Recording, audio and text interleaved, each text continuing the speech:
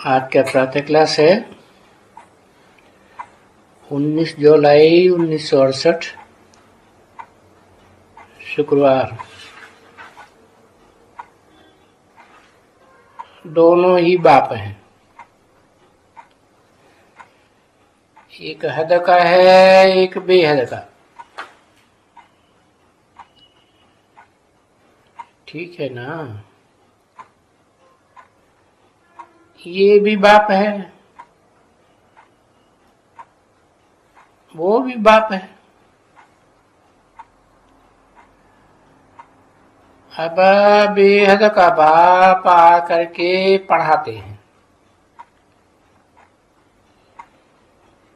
बच्चे जानते हैं हम नई दुनिया के लिए पढ़ रहे हैं।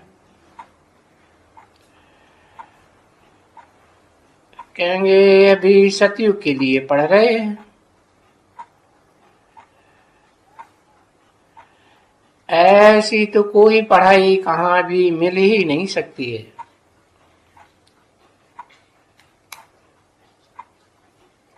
क्योंकि तुम बच्चों ने यहाँ बहुत ही सत्संग, पहले तो तुम भगत ही थे तो जरूर गुरु किए हुए हैं, और ये बहुत ही गुरुओं से शास्त्र वगैरह सुने हुए हैं। अनेक शास्त्र हैं।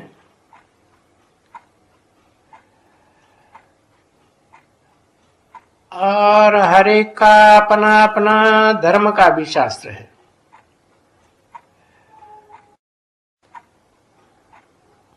परंतु अभी बाप ने आकर के बच्चों को जगाया है कि अब ये दुनिया बदलती है। तुमको जो कुछ भी मैं पढ़ाता हूं सो इस जन्म के लिए नहीं चढ़ाता हूं। टीचर हूं ना बच्चे।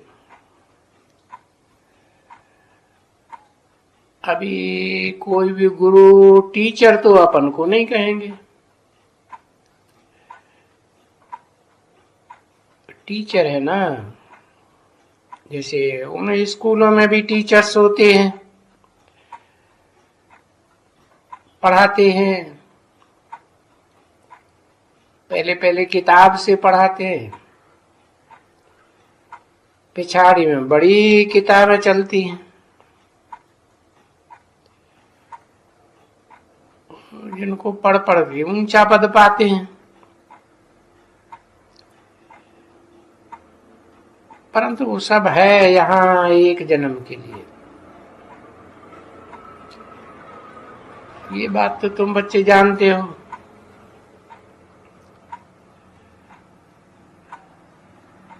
और अभी ये भी जानते हो कि ये जो अभी हम पढ़ते हैं सो यहाँ के लिए नहीं है।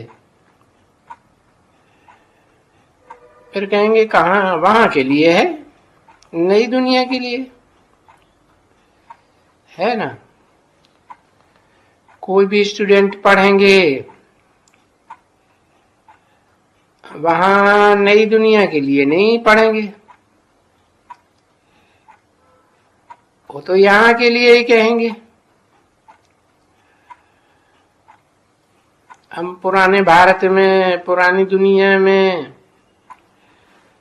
और तुम यहाँ बैठ करके समझते हो कि हमको जो पढ़ाने वाला है सो पढ़ाते ही है वहां नई दुनिया के लिए। तो समझा? वहां कहाँ? कहेंगे ही नई दुनिया के लिए। उस नई दुनिया को ही गोल्डन एज वर्ल्ड कहा जाता है। ये तो बुद्धि में है ना। जब यहाँ बैठे हो इस स्कूल में, ये तो जानते हो ये जो पाठशाला है जहाँ हम जाते हैं आते हैं पढ़ने के लिए, ये पाठशाला में जो कुछ पढ़ाया जाता है वो भविष्य के लिए पढ़ाया जाता है। इस समय में हमको ये जो आसुरी गुण थे वो बदल करके भविष्य में जैसे भविष्य के देवताओं के गुण थे ना, ऐसे ही गुण हमको धारण करना है। तो अपने गुणों को अवगुणों को गुणों में बदलने के लिए आते हो ना। यहाँ किस लिए आते हो? आते ही इसलिए। तो ये जानते हो कि करेक्टर की ही महिमा गाई जाती है। जो देवताओं की इतनी महिमा गाते हैं उनके करेक्टर की, समझा ना? तो हम भी ऐसे ही हैं।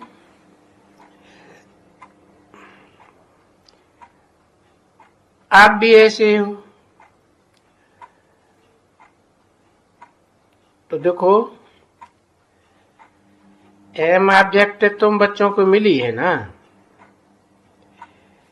ये जानते हो कि एम ऑब्जेक्ट मिली है भविष्य के लिए। तो ये नई दुनिया भी स्थापन करते हैं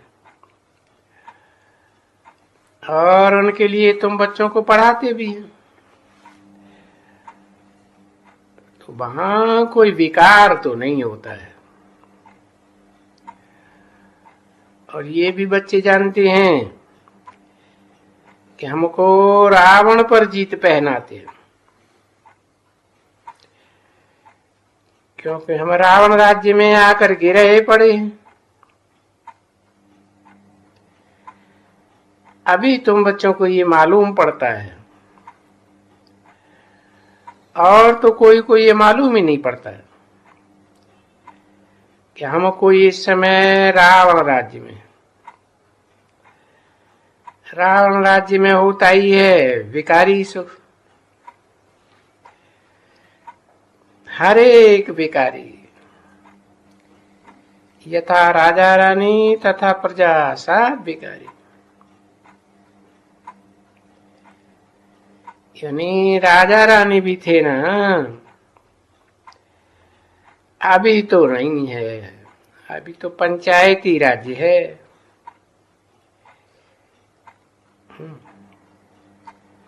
पर इसके पहले तुम जानते हो कि बच्चे, वो भी राजा रानियों का राज्य था,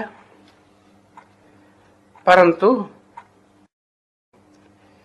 जो इस पुरानी दुनिया में राज्य था वो पतित राज्य था।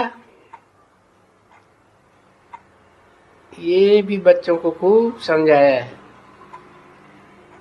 कि पतित माना पतित महाराजा जो होकर के गए हैं उनको फिर माथा टेकते हैं।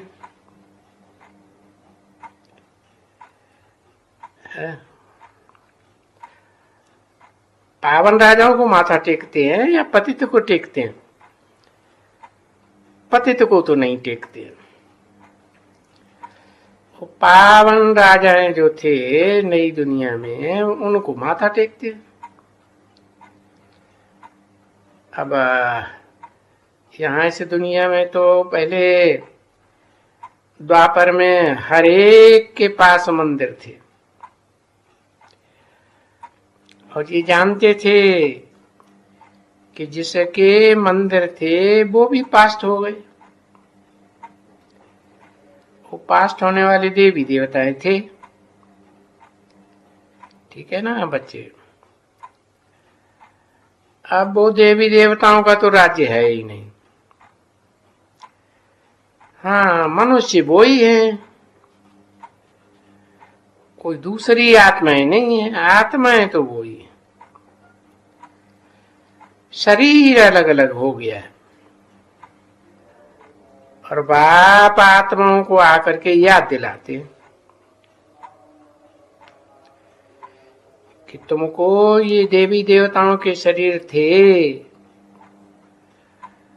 और तुम्हारा शरीर पवित्र था,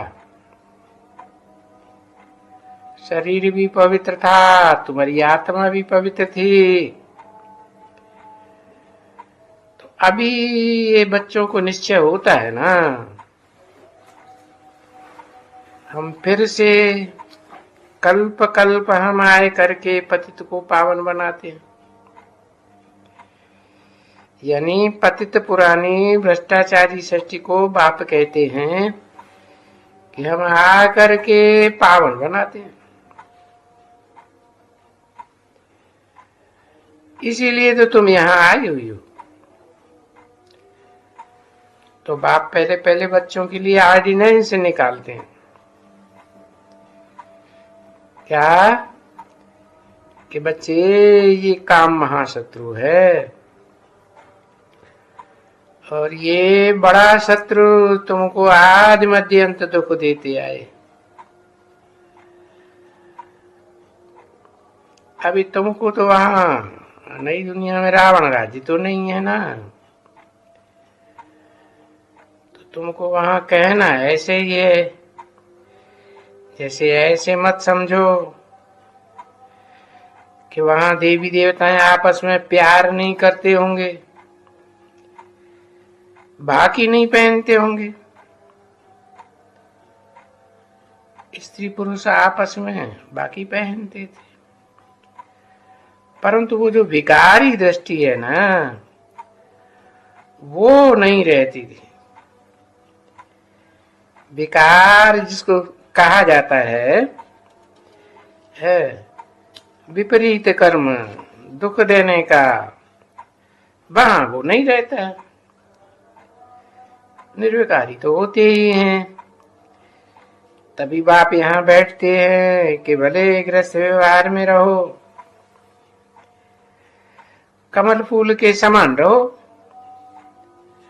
और अपना जो भविष्य है वो भविष्य में तुम्हारी बुद्धि में बैठता है कि तुम पवित्र जोड़े थे, और ऐसे ही तुमको पवित्र रहना है। यहां भी 19 जुलाई 1968 की प्रातः क्लास का दूसरा पीरियड। अभी वो ही तो ये है, ये तो जोड़े तो है, बदल गए जो नई दुनिया में थे। क्योंकि हर एक आत्मा जन्म बाई जन्म भिन्न भिन्न नाम रूप लेकर के पार्ट बजाती है। अभी यहाँ ये अंतिम पार्ट है तुम्हारा। तो अभी पवित्रता के लिए बहुत बच्चे मुझते भी हैं कि बाबा क्या करें, क्या एकदम कंपेनियन होकर के रहे, ऐसे मुझते हैं, समझा ना। और कंपेनियन भी क्या, कंपेनियन का अर्थ क्या है? कंपेनियन का बाबा ने समझाया कि विलायत में जब बुढ़े हो जाते हैं तो वो कोई कंपेनियन से शादी कर लेते हैं। कोई भी विधवा हो या कोई ऐसे बहुत होती है जो पवित्र रहते हैं, ब्रह्मचारिणी रहते हैं, भले 50-60 वर्ष की भी हो जाती है तो भी पवित्र रहती है। जैसे यहाँ भी बहुत बच्चे होते हैं, सन्यासी उदासी की तो बात छोड़ दियो, बाकी जो भी गृहस्थ में रहने वाले हैं उनमें भी बहुत ऐसे होते हैं जो शादी करना पसंद नहीं करते। हमको शादी करना ही नहीं, वो बांध ही है, घर बनाना है, बाल बच्चे बनना। अरे इस झंझट में कौन पड़े, कौन बैठ करके ये जाल फैलावे। और उस जाल में खुद ही फंसे, समझा ना। तो वो ऐसे बहुत है।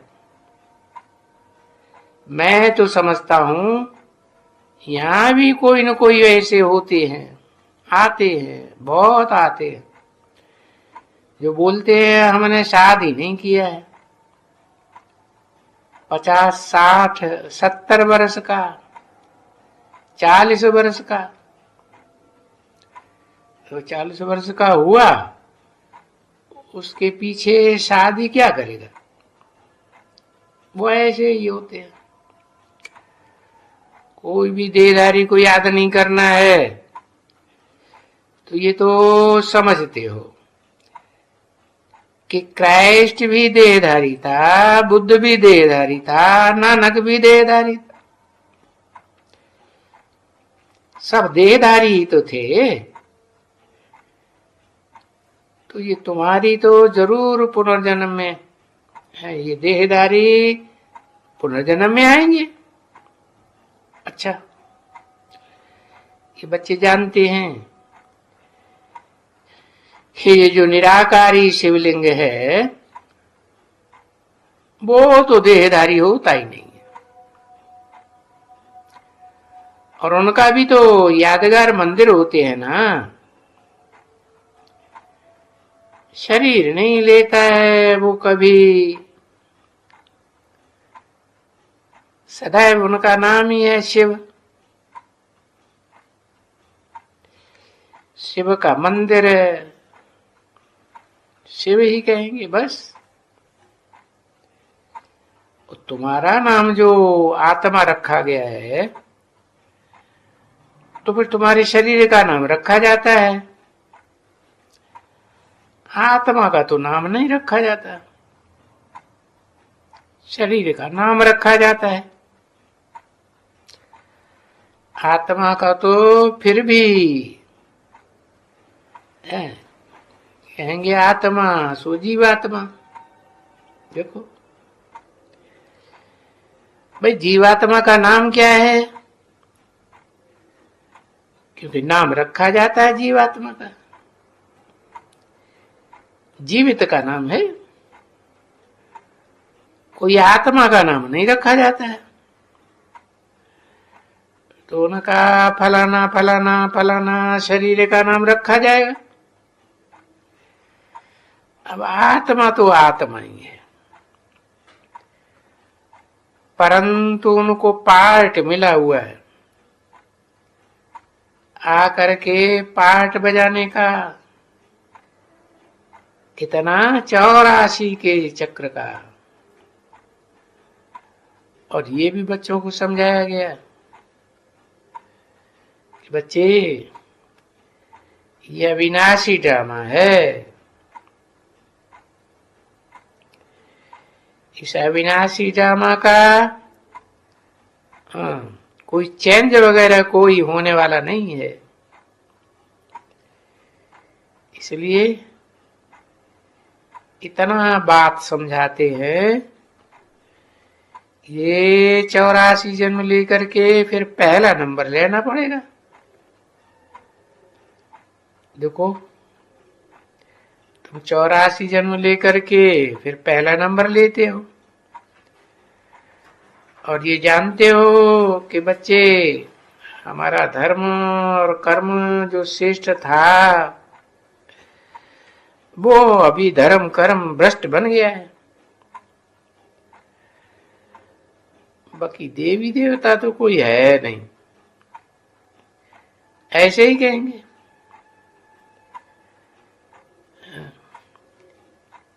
कि देवी देवता धर्म खत्म हो गया, परंतु प्रायः खत्म होता है, पूरा खत्म नहीं होता। नहीं, क्या हुआ है कि जो तुम पवित्र धर्म वाले थे, यही गाते हैं कि देवी देवता संपूर्ण संपन्न, सर्वगुण संपन्न, 16 कला संपूर्ण।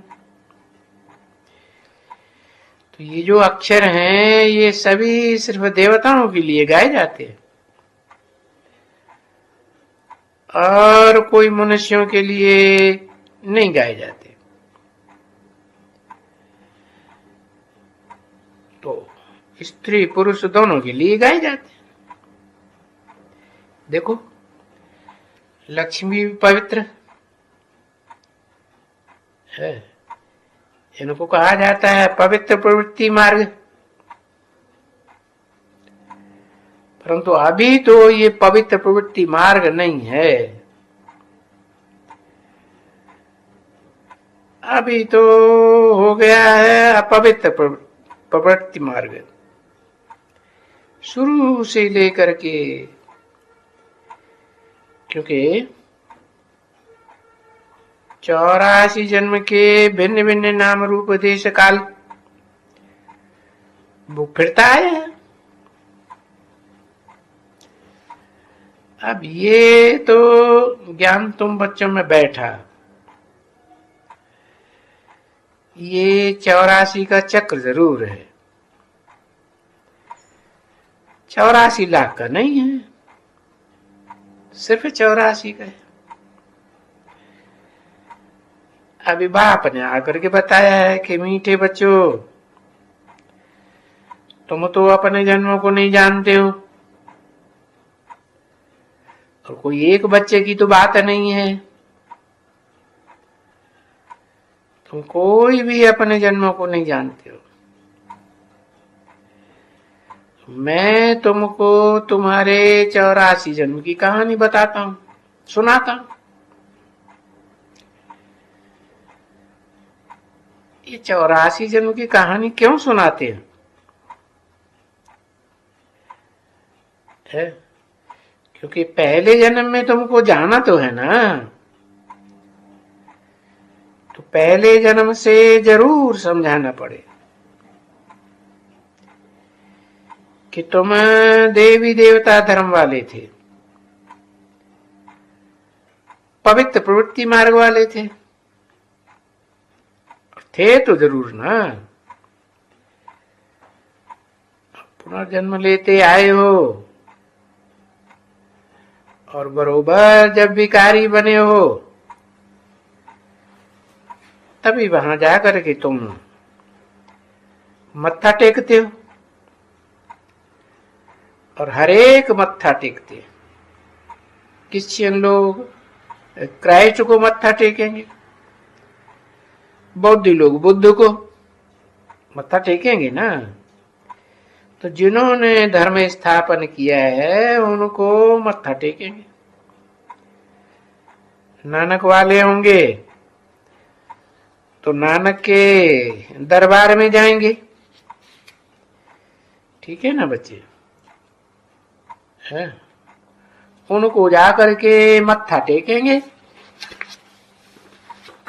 इससे सिद्ध होता है कि भाई ये जहां जाकर के मत्था टेकते हैं गुरुद्वारे में, तो ये नानक पंथ का है। हाँ, ये देवता पंथ का है, न क्रिश्चियन पंथ का है। हाँ, और ये है भी सब अलग अलग गाया जाता है और गिना भी जाता है। तो तुम्हारे लिए तो देखो अभी कोई आदमशुमारी में गिनता ही नहीं है, तुम्हारे लिए तो कह देते हैं कि ये हिंदू धर्म के हैं।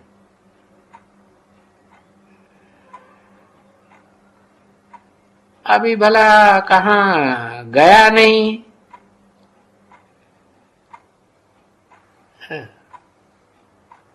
आदि सनातन देवी देवता धर्म कहाँ गया? तो तुम तो कहेंगे प्रायः लोप हो गया। पूरा लोप नहीं होता है, जरूर चित्र तो है ना। ओम शांति।